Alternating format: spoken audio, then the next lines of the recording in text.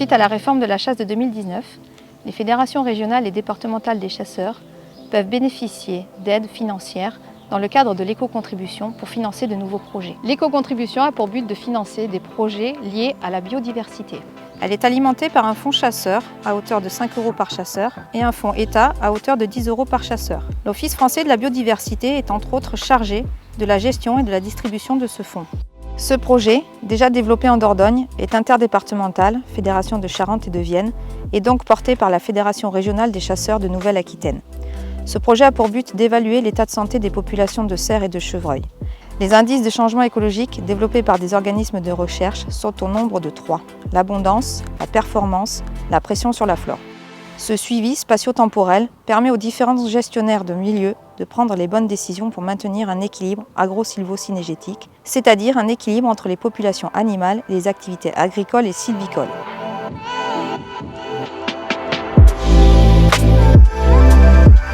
Donc dans les indices d'abondance, on va utiliser la méthode de comptage avec ces circuits linéaires. Cet indice est obtenu par l'éclairage de cervidés le long de parcours prédéfinis. La première étape, ça a été de créer les circuits de comptage. Ces circuits doivent être représentatifs des unités de gestion par rapport à nos massifs et éviter les zones blanches. Ensuite, c'est la réalisation des comptages. 4 répétitions sont nécessaires pour que les résultats soient interprétables au niveau statistique. Cela permettra donc de pallier notamment aux phénomènes météorologiques pouvant influencer la sortie des animaux sur des zones de gagnage. Sur le département, 120 circuits ont été ainsi parcourus par les chasseurs et les techniciens fédéraux. Ensuite, les ICE performance, elle peut être interprétée par l'analyse de plusieurs paramètres qui vont caractériser les individus. Si un jeune est prélevé, alors le chasseur contacte le technicien de secteur. Le premier, la masse corporelle, le poids, et le second, la mesure des pattes arrière, sur les jeunes de fan de biche. Ces ICE vont nous renseigner sur l'état de santé des fans et nous permettre ainsi d'apprécier la relation entre l'animal et son environnement. Pour que les stats soient bonnes, il faudra un minimum de 30 poids de jeunes et 30 mesures de pattes de l'année également, par unité de gestion qui seront nécessaires. Comme évoqué précédemment, la relation que les populations grand gibier entretiennent avec leur environnement est très importante. Ce dernier leur fournit non seulement un habitat, mais aussi des ressources alimentaires indispensables à leur bon développement. Des ICE permettent donc d'évaluer la consommation de ces ressources.